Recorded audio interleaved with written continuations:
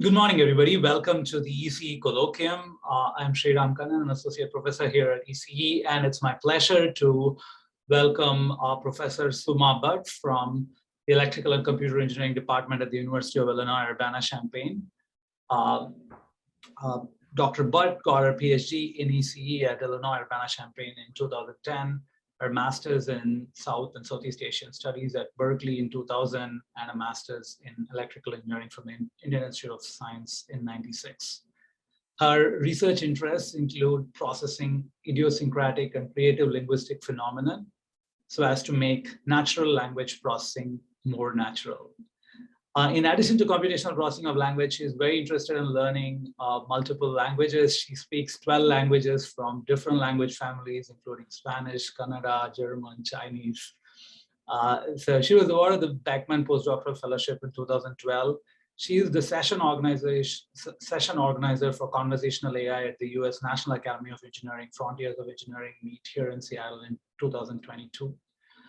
And she's also interested in taking her ideas to the public more broadly. She's a co-founder of DIA Research, which is a non-profit organization making data science accessible to high school students.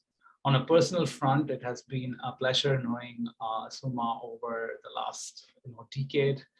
And on the research side, here at UW, we wrote a paper on how adversaries can corrupt, spellings and, break toxic speech filters. And, with Professor Radha Govindran and Boston Jang, and Suma and her colleagues wrote a paper on how to actually make speech adversarial error correction, word error correction. So they had a paper solving our attack. And she's a broad thinker, bringing together ideas from multiple fields, including linguistics, AI, and psychology, and interested in how NLP affects society at large. And the floor is yours, Professor Suma Bhat. Thank you so much for taking the time to come here.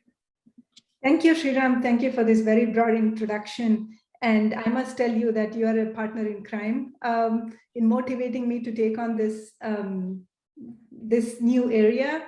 So when Sriram was visiting and we were talking, he mentioned about his research on the perspective API, and then that motivated us to indeed look at the context-sensitive spelling correction, and then subsequently we had this, we entered this domain. So definitely, Sriram, you have been a participant of this. Although I'm not explicitly acknowledging your input here in the slides, but I'm doing it verbally. So thank you very much. And thank you for this glorifying introduction, Sriram. So the work that I'm going to present here in two parts is a primary work of my graduate student, Wancheng Zhu.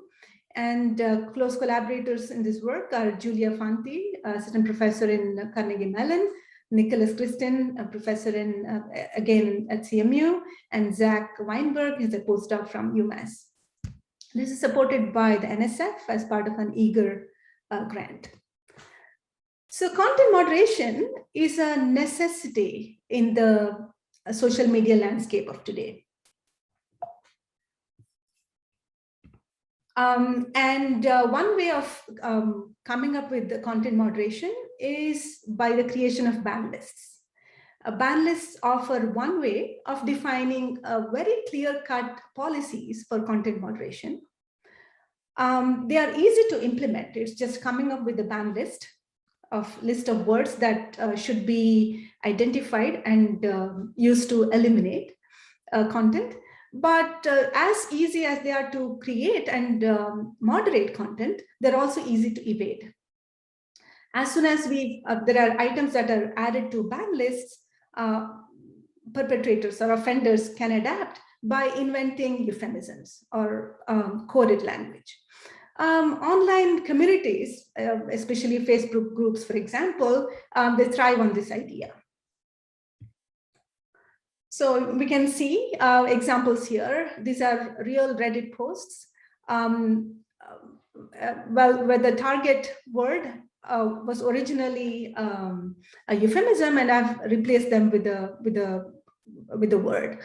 So if it was cocaine, it could have been easily identified, and potentially, depending on the application, it could have been banned.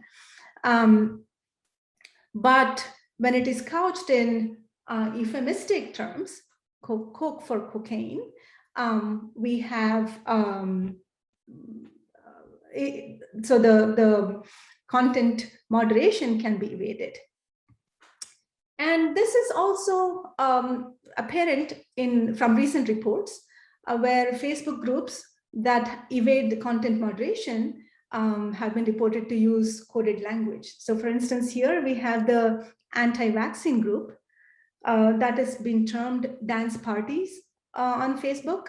And they have very specific terms for getting the vaccine, for the vaccine itself, and so on.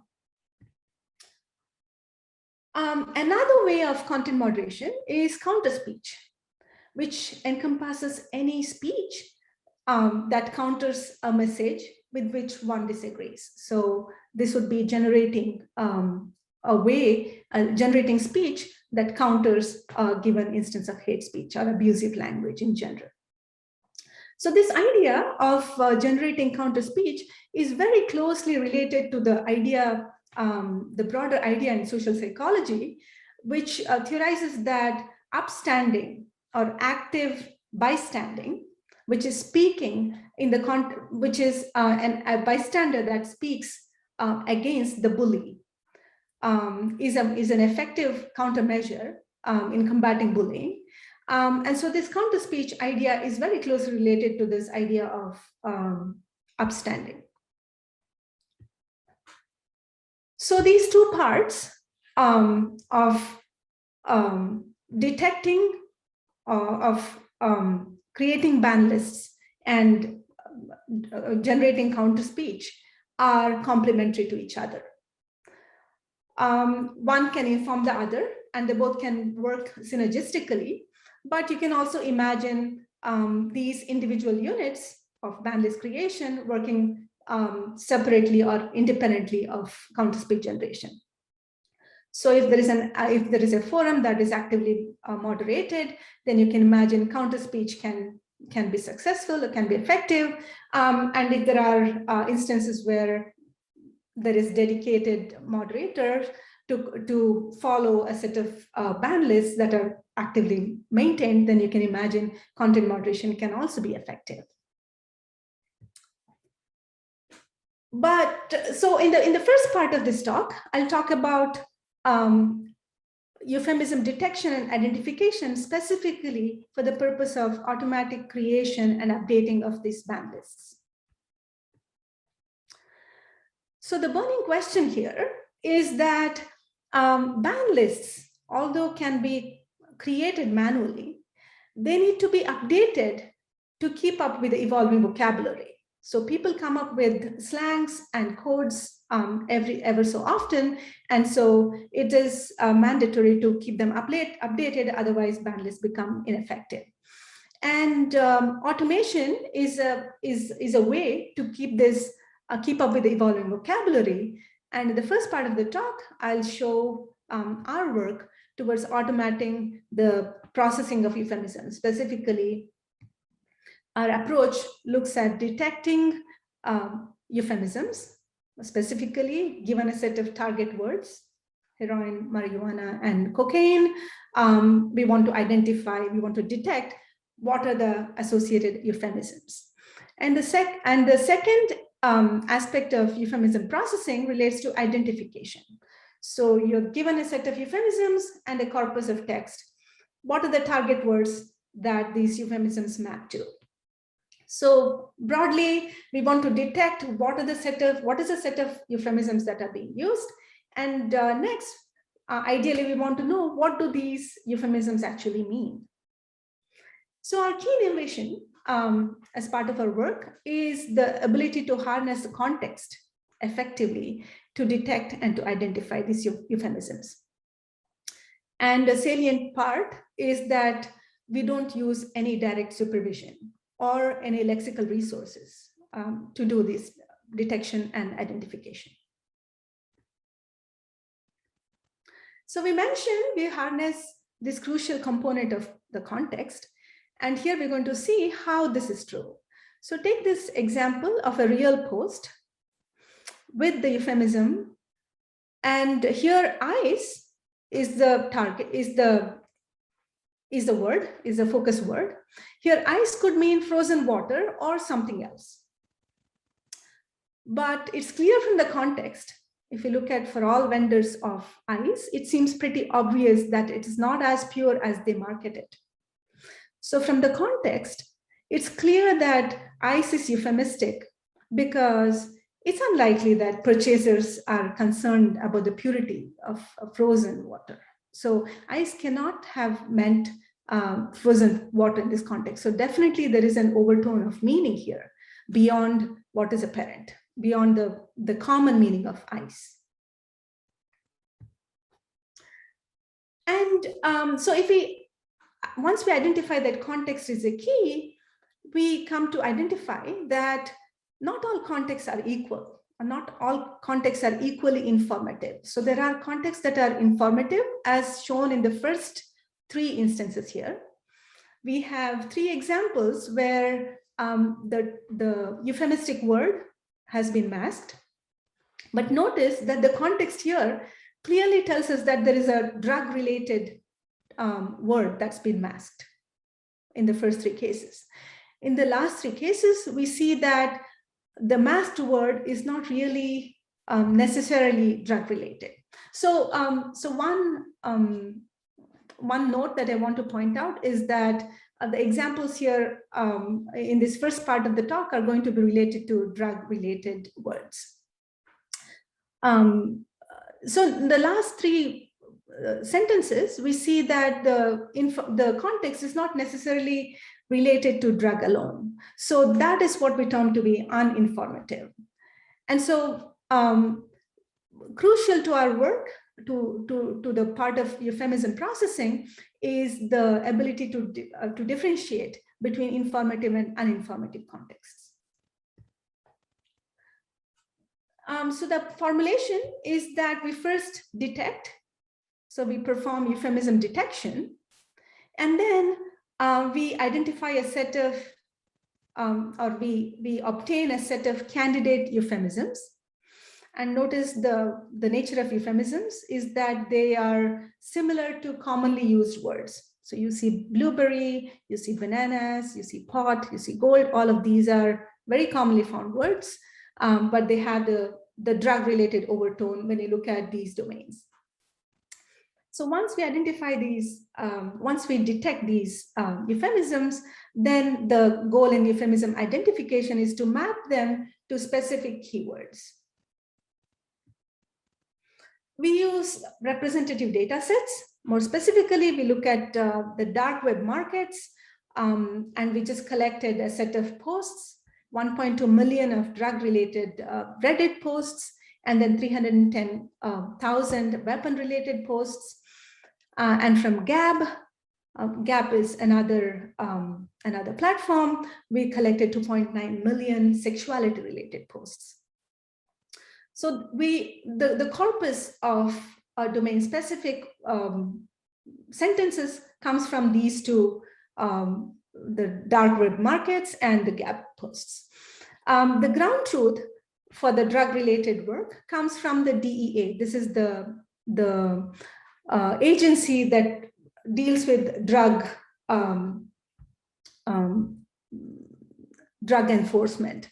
And we also look at slang dictionaries for sexuality and weapon-related posts. But I want to highlight that we're not using any of these ground truth information or the slang information as part of the algorithm. So, so what does unsupervised detection look like? What do the results look like here? And how does it perform? To give you an example, I don't see my, okay. So I have the target words, these set of drug terms. And my detection algorithm gives me this list of euphemisms. These are euphemism candidates that I then go and check whether they are actual euphemisms or not. Well, how do I do that? I have the gold list that is published by the Drug Enforcement Agency. So I use that, and what I find is that in a completely unsupervised manner, I've been able to detect purple words. The purple words are those that are found in the DEA list. And then the purple underlined words that you can see here, crack, pills, tobacco. So those are actually parts of larger phrases. Those are parts of euphemistic phrases. For example, Chinese tobacco is a euphemism for opium. And so you can see tobacco just before crystal there is part of the discovered phrase. And then we also find that we can detect euphemisms that are not on the DA list. And these are words in black. And when we take a closer look, we see that the ones early on in the list, cannabis, alcohol, mushroom. So these tend to be words either related to, so for example, alcohol and cigarette. Cigarette comes in the second line. These are related to drugs in the sense that they are new ways of taking drugs. So if you look at the post, you can see that they're taken with drugs. And then we also find euphemistic words that are not on the DEA. So for example, mushrooms on the first line, MD also right next to mushrooms, L in the next line, and then met, 3 words down, L. They are words that are not in the DA list, but we discover them.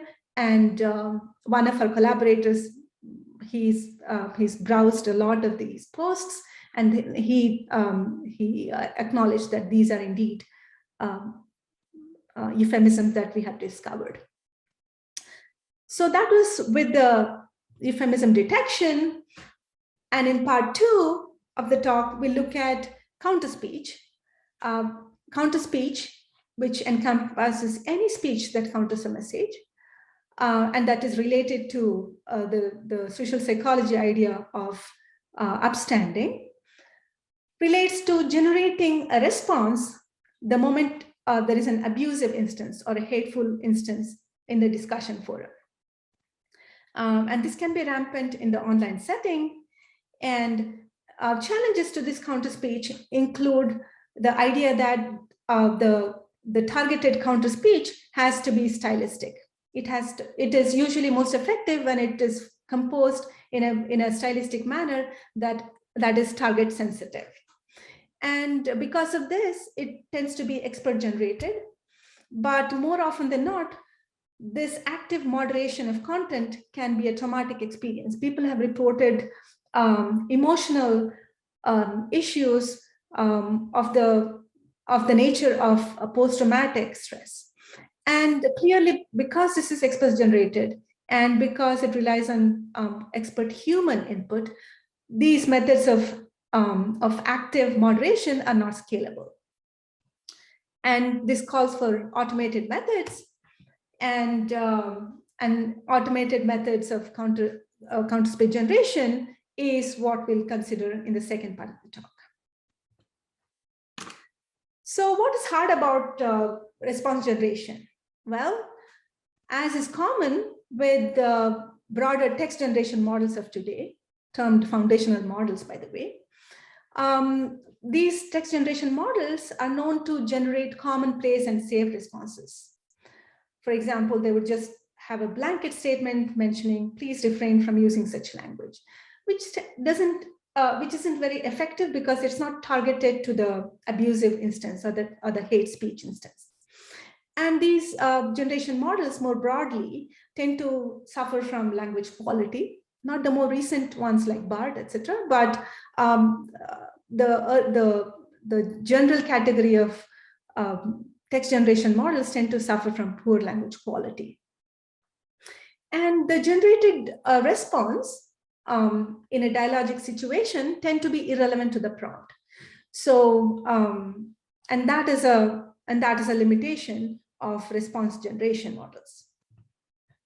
So our work addresses the three dimensions of an effective counter-speech generation, of diversity, relevance, and language quality, which have been separately addressed by text generation models. And our approach is a pipeline model that looks at candidate generation, candidate pruning, and candidate selection as different components put together as a pipeline model for counter-speech generation. So let's look at what the generated counter-speech looks like. On the left, you see hate speech instances. These are Islamophobic hate speech instances. Rather sad that people get into this discourse online, but on the right, we see automated counter-speech generated by our system. We call it generate, prune, and select, GPS in brief. So this is a testament to the quality of counter-speech that can be generated. I have a question. Yes. Are those entire sentences pre-constructed and then you select which sentence to use, or do you actually generate the whole sentence from? We generate the whole set. So so the first set is generated in response to item A, to hate speech A. Does that answer your question, Eric? Maybe I'm wondering, like, for example, the first sentence on the right. Yeah. Is that a sentence that was constructed from the word up, or was it written beforehand and then the GPS selects which sentence that has been written beforehand to use? No, so we have a set of counter responses that have been expert generated. I see. Okay, so that was an expert generated counter response. No, the one that we see on the right is generated automatically, but it was generated using expert generated responses. Got it. So you train a language generation model on expert generated responses, it does learning from that, and then it's able to synthesize new sentences. That's right. That's right. Yeah. Got it.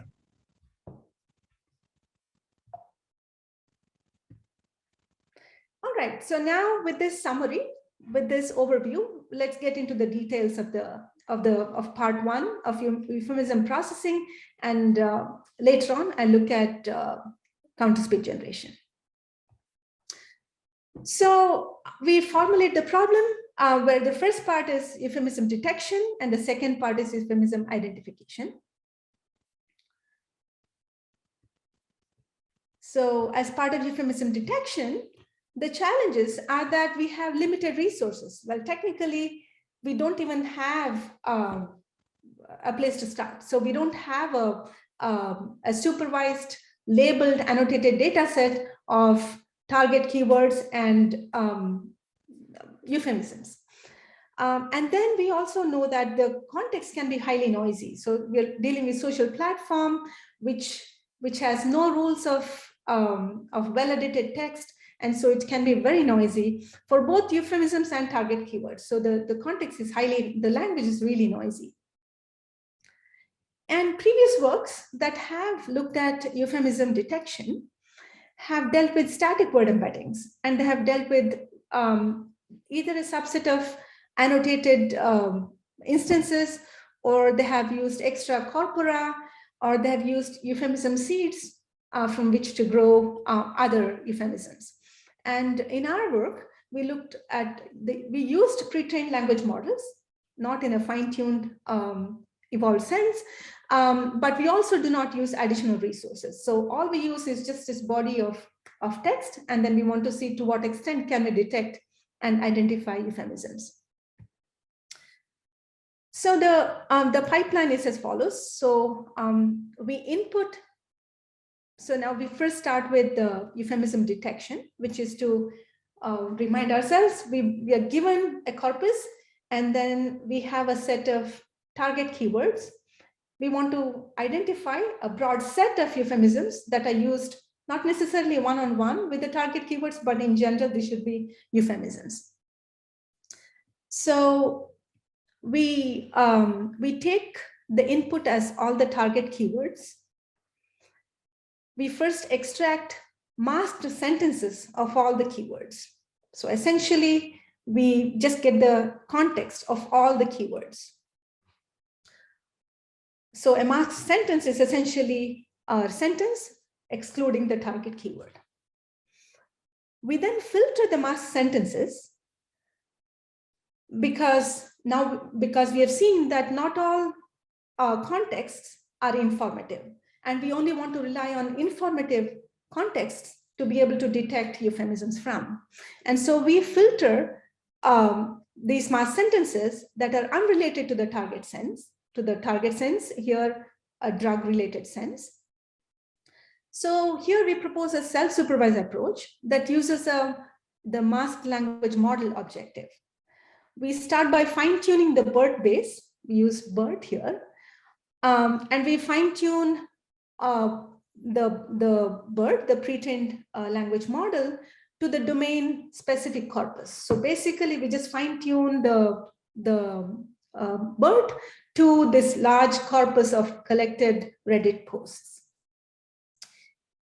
And then we generate candidates using BERT.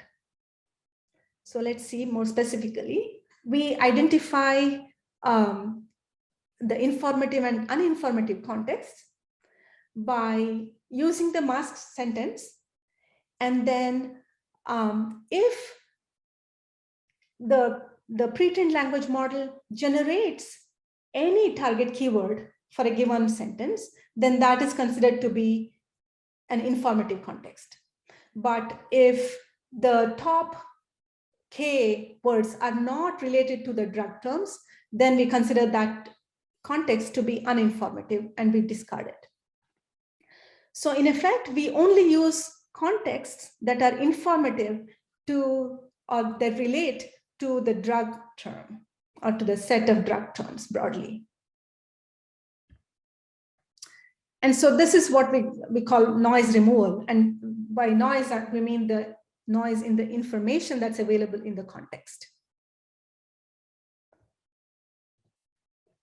So how do we use this explicit context?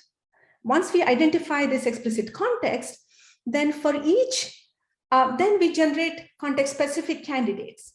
So for a context, a masked sentence M, and for a candidate C in the vocabulary, remember we consider the entire vocabulary that's available, the masked language model assigns a probability H that is context specific and candidate dependent. Fine. And then given a set of context, given all these informative contexts, the weight W of a candidate C is calculated by summing all the probabilities that are assigned by the BERT model, by the masked language model. And then finally, we rank all candidates by the weights. And so therein we have the candidate euphemisms. So that is the that gives us the list of detected euphemisms. And as we saw in the slide, yeah, I should have brought the slide in here. We see that we have a large list of candidates, and the ones at the top are essentially the ones that we identify to be euphemisms. So the next part is euphemism identification, where we use these detected euphemisms and now try to see what do these euphemisms actually map to? What target keywords do these coded terms encode?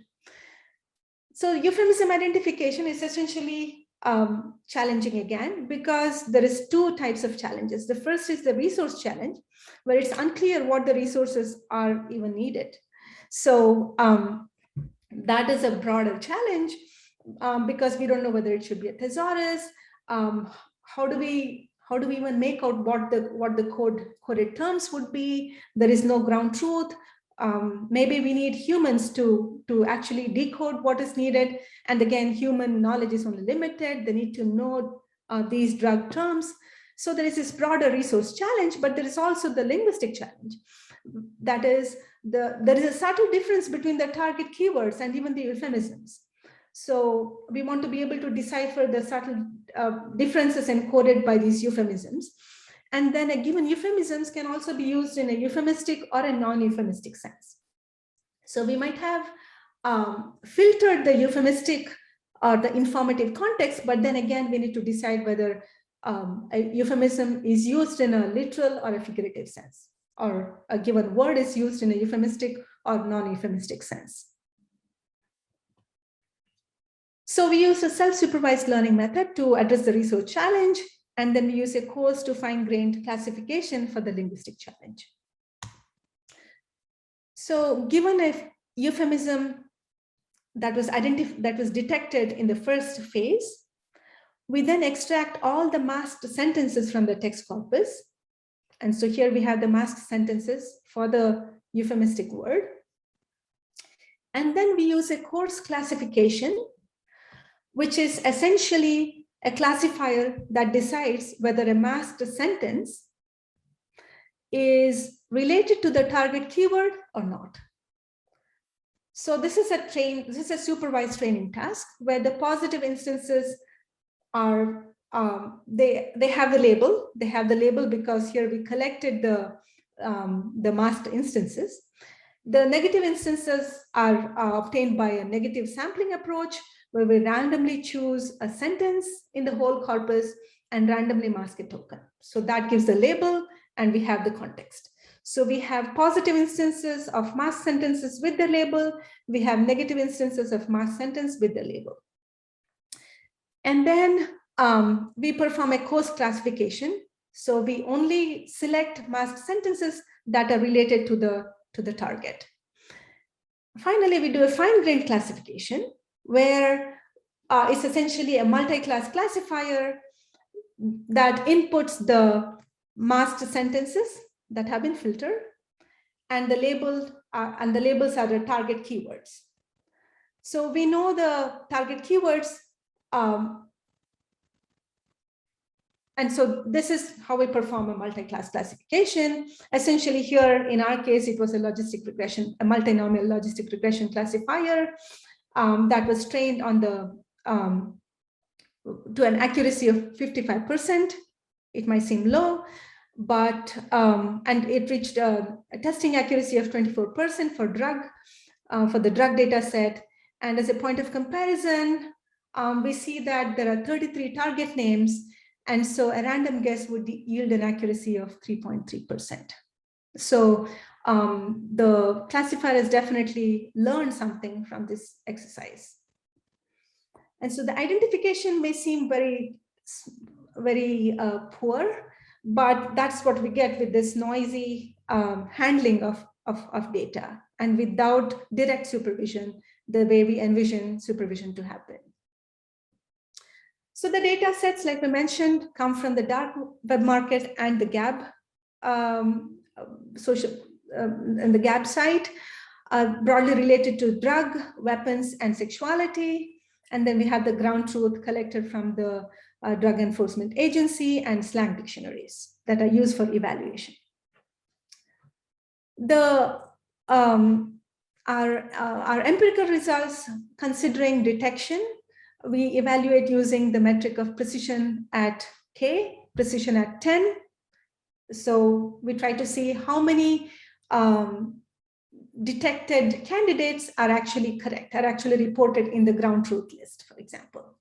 And we see that averaged over, so the gray line on the right, the first one is precision at 10, the second is precision at 30, and the last is precision at 50. Here we have results averaged over the 3 data sets. We see that our model performs better than the baselines that have been reported in literature. And on identification, so we are the first, ours is the first study to perform the explicit mapping between the euphemism and the target keywords. And we perform sort of an ablation study where we compare with word-to-vec and we see the gains that are that we obtain by using the specific stages of our identification. And we see that the use of coarse to fine-grained classification gives us the best performance. And again, here the results are averaged across the 3 data sets for better visibility. So where do we head next from here? Well, this is published in the IEEE Security and Privacy Conference of 2021. And the proof is in the pudding, essentially. So right now we only have a mechanism of coming up with the euphemism detection and identification. But is it really useful for content moderation? To what extent is it useful for content moderators? So this is where we want to go into by an explicit user study of professional content moderators. We are in talks with the Drug Enforcement Agency and Twitch, where they have a lot of child abuse related content, and our initial talks are positive. They want to use this for content moderation purposes. So I think this would be a good place to pause for the first part related to euphemism detection.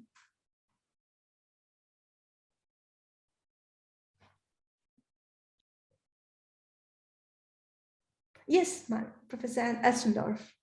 Hi, thanks. I have a question about when you train your pre-trained language model, depending on the data you have.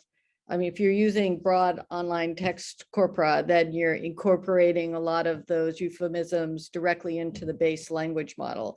So, which could impact the effectiveness of learning that it's a euphemism. Mm-hmm. Can you comment on what you've done to control the baseline learning? Right. So essentially, we were not. We fine-tuned the BERT to the corpus. So in that sense, we did not essentially change its language model from its knowledge about the common words, but we also introduced this extra context in which these words having a new set of senses can occur. So we added on to the language model that related to the common use of these terms. Does that make sense? Does that answer your question? Well, the question is the original BERT model that you've started with. What was that trained on? That was the pre-trained, the one trained on the large Wikipedia and the book corpus. Okay. So we did not change the underlying language model originally, but then we added on this new language model that it learned from the Reddit posts. Got it. Thanks. Mm-hmm. Any other questions? I have a question. Yes.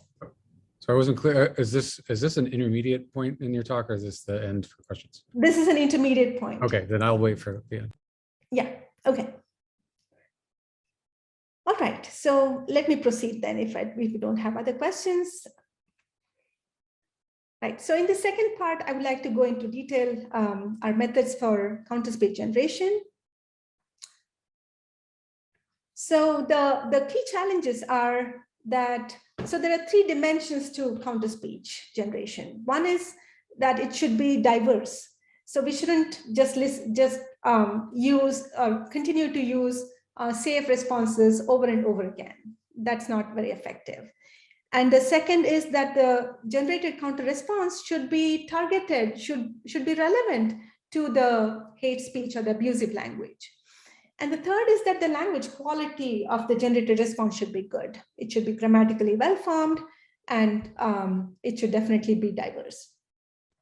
So, so these are broad issues that affect text generation models, and they have been addressed very in appropriate mechanisms. So there are models that address diversity, there are models that address relevance and diversity, and so on. And indeed, GPT-2 Bhat, they address language quality very efficiently. But the relevance for, but the limitations or the challenges to counterspeech generation come because we have limited human written instances. And the challenge to diversity comes because we have limited training objectives and there is a lack of variability in the latent encoding.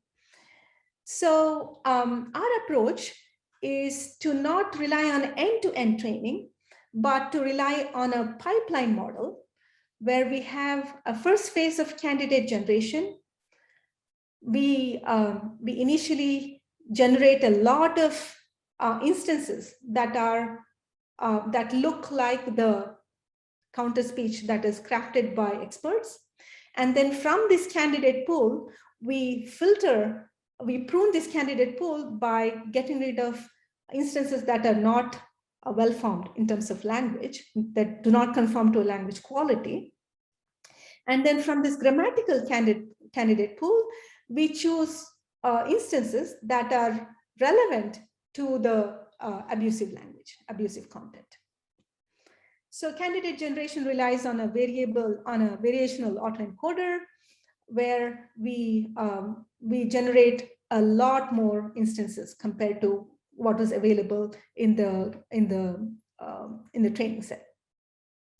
And then we prune this using a list of counterspeech, using a BERT model that is trained on a corpus of linguistic acceptability. So essentially, we ascertain the linguistic acceptability of the generated candidates and filter out instances that are not acceptable, that are not grammatical.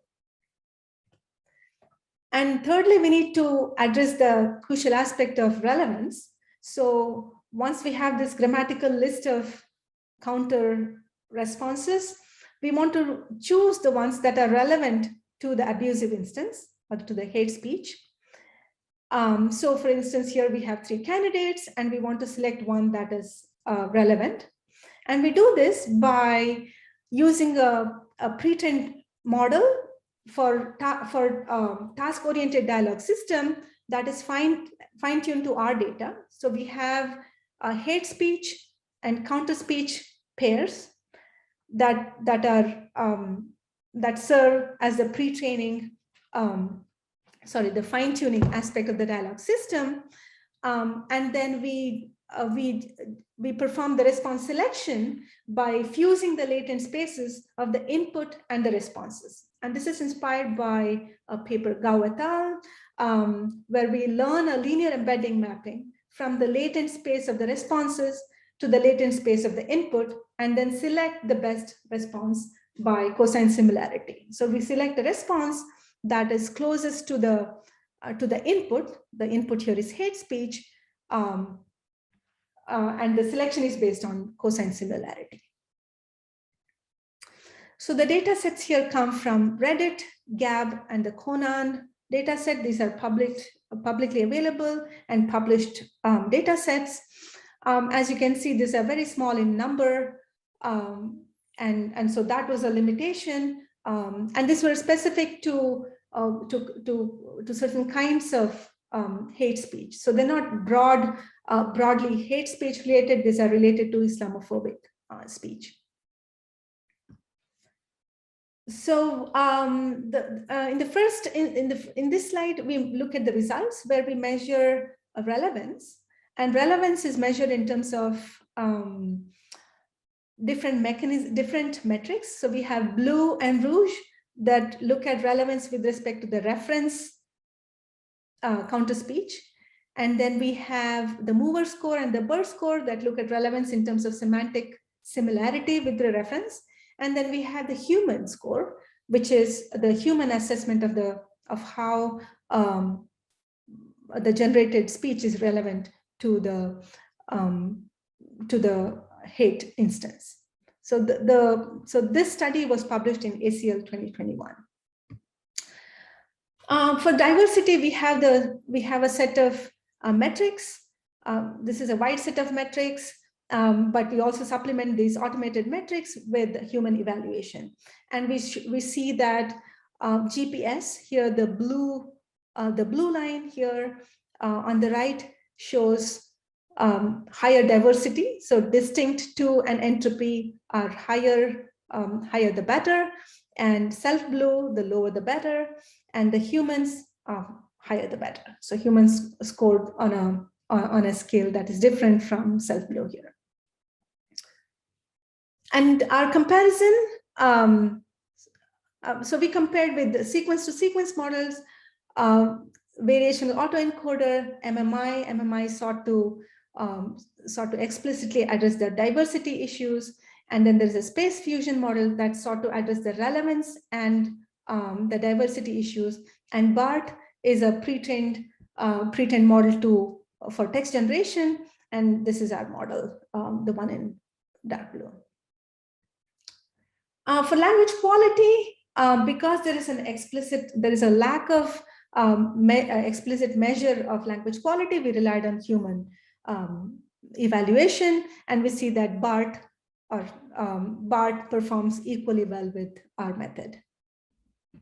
So let's look at some generation methods.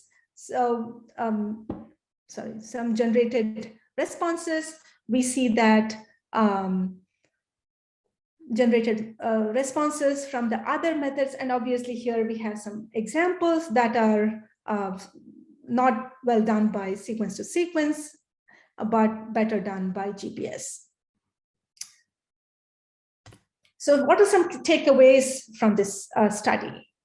So in combining the takeaways from the first and the second study, we see that pre-trained language models are largely successful. They have been termed foundational models. And language models indeed capture form-related aspects. So they predict euphemistic meaning in a context-dependent way. They have been very useful for our euphemism detection. And they also, we saw that they generated good responses in terms of language quality for counterspeech.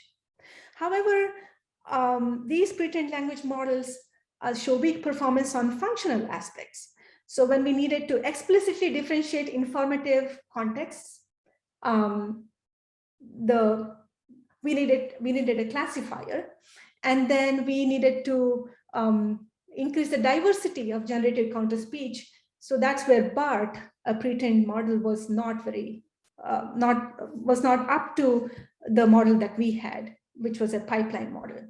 So in sum, it seems like a pipelined approach along with the language models. So there is a synergistic functioning of the pipelined approach with the language model that can capture both form and function.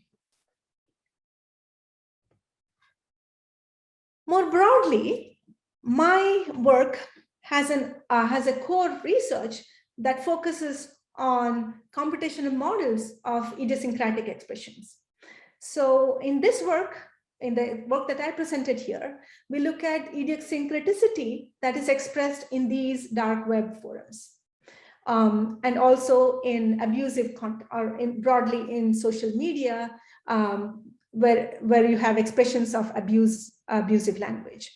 But my research also focuses on idioms, metaphors, and sarcasm, and the stylistic aspects that are brought about by the use of these idiosyncratic expressions, which are critical aspects of natural language.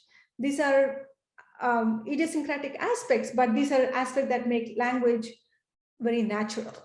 They are found to be components of an individual's proficiency in natural language.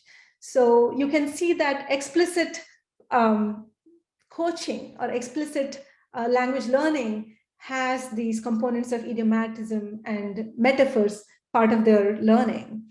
And so my work aims to make natural language processing more natural, to bring in the natural part to language processing. And more broadly, my research program is invested in computational models of empathy and persuasion, where we focus on motivational interviewing for vaccine hesitancy, and to bring in persuasion to empower older adults take care of their self-care and better adhere to medication. We are also designing computational models for help seeking in the context of online course forums. And we are interested in medical learner language processing for automatic grading of medical learners' patient notes. So medical learners take patient notes, and these often need to be graded by faculty. They're also physicians, they don't have the time. And in order to provide a timely feedback, we need automated grading. So these last two projects are funded by the Institute for Educational Sciences and the National Board for Medical Education. So with that, I would like to thank my collaborators here, my graduate student who's closely worked on this project, and collaborators from CMU and UMass.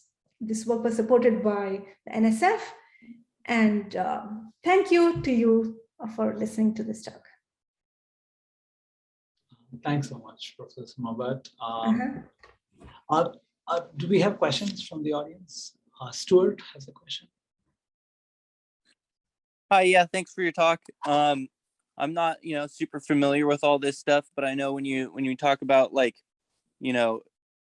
hate talk and different things that happen over the internet, a lot of people try and circumvent current things by using special characters, such as like a 0 instead of an O, or like emojis and stuff. Does your algorithm take into account like misspelled words or alternated words in any way to try and siphon that kind of stuff out too?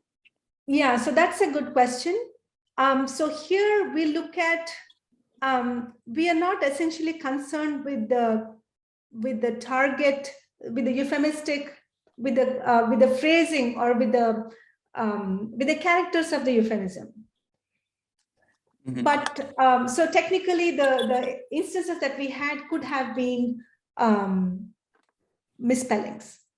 But you can see that misspellings are, if the misspellings are consistent, if they're consistently used with the lead code, then we can detect them. But if they're one off, then we may not be able to detect them. So the large numbers is important to us. Okay, thank you.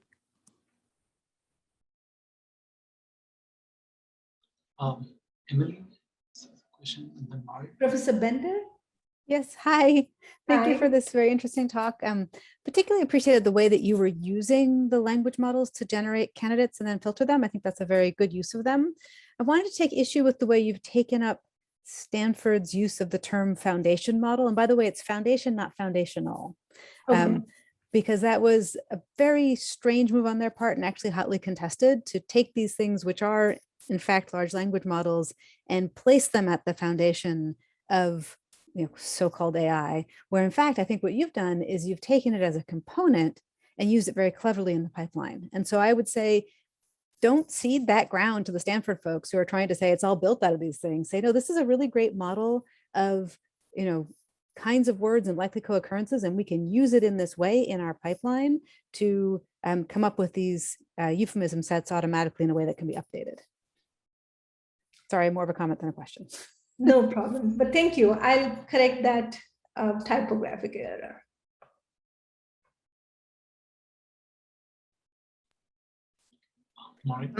Okay, I'll ask a question about in the response generation. Mm-hmm. I'm wondering, one of the things you mentioned earlier in your presentation, which I very much agree with, is that in order for the responses to be effective, they have to match the style of the people talking. And so I'm wondering, when you talk about relevance, diversity, and quality, where does the style fit in? Is it relevance or is it quality?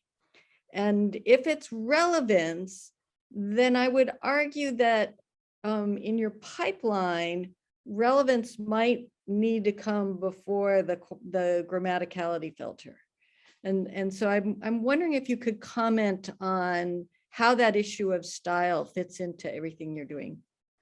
Right, so the style here is implicit in the candidate generation part, because we look at the stylistic aspect that is available in the expert-generated counterspeech, and we scale it up. We just generate several more that look exactly like those expert-generated instances.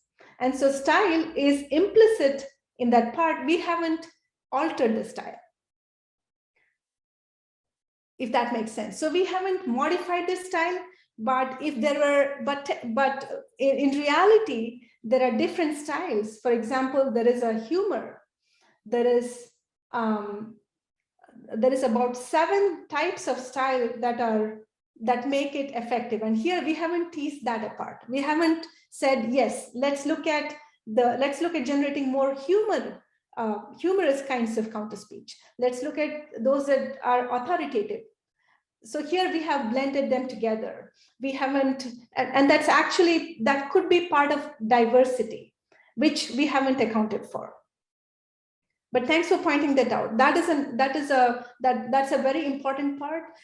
Here we conflate them to make them all counterspeech that are targeting Islamophobia or targeting derogatory language.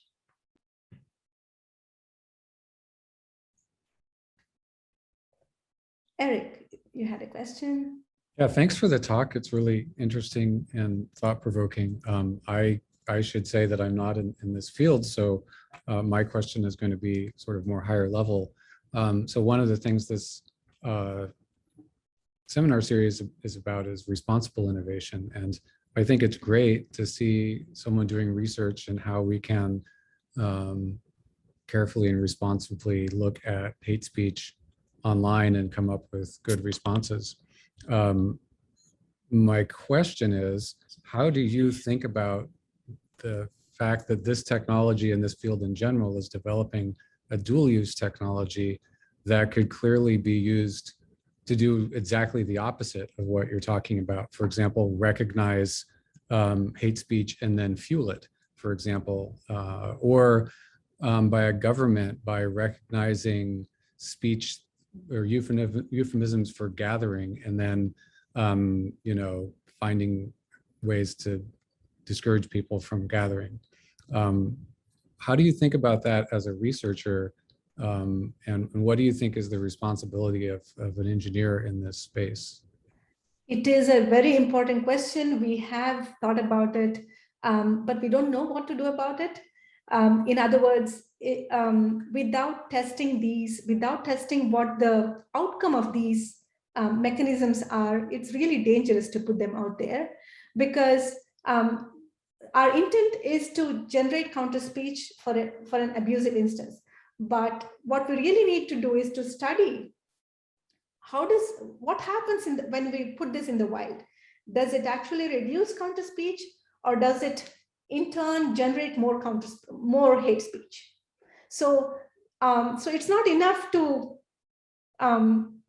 study this, to study ways of generating counterspeech. We really want to do an end-to-end or a more thorough study of looking at the effect of such a thing. As you mentioned, what are the effects of what could be a dual use of this? Can somebody just generate harmful content, right? That's also diverse. That sort of attacks the counterspeech. So that is a great future study, and a user study would be to actually see how this happens, how this takes place in the wild, which is not something that we have done, but definitely these are future studies. And like you mentioned, euphemism detection. There are places where people use euphemism to evade. In a pro-democracy scenario, there may be places in which the use of coded language permits a pro-democratic expression. And so there we don't want to say, okay, yes, let's detect those, and it may not be an appropriate use. So I think the use of these mechanisms is also a responsibility of researchers. And that is a word of caution that I like to take and like to provide to my students. which is creating this is indeed part of the intellectual responsibility, but we also have the ethical and the social responsibility of seeing how this gets used. Yeah, I think those are good answers. I guess I would say that it's difficult to predict how something's going to be used once it's out of your hands. But if the initial use of the technology is for good, you give it some momentum in that direction, and hopefully that initial condition helps the technology evolve into something that is overall a good thing. So thank you. Thank you.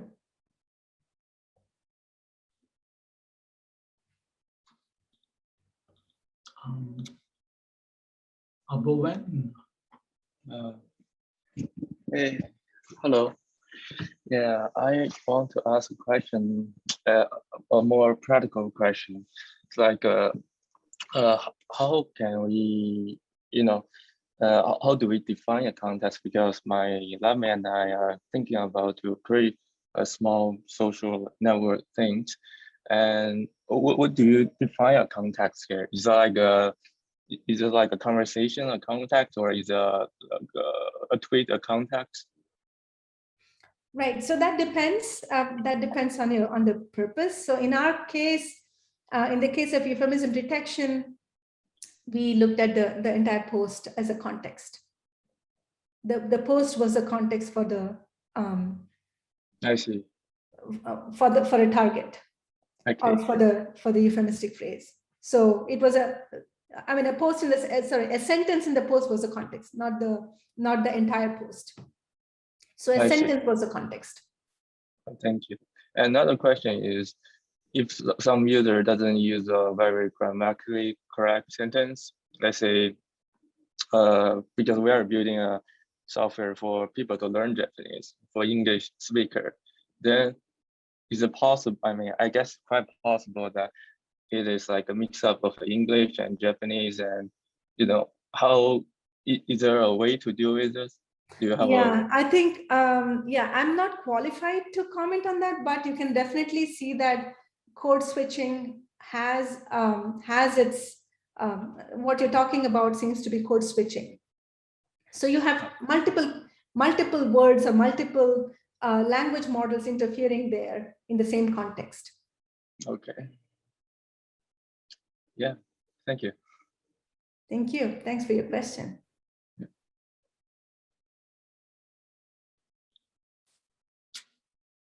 Right, I guess we are coming up on time here. Thanks so much, Professor Suma. A round of applause for the great talk and for answering all the questions so patiently. Thank you very much. Thanks for having me here, Professor Kannan, and Professor Bender, Professor Ostendorf for being here, Professor Evans. I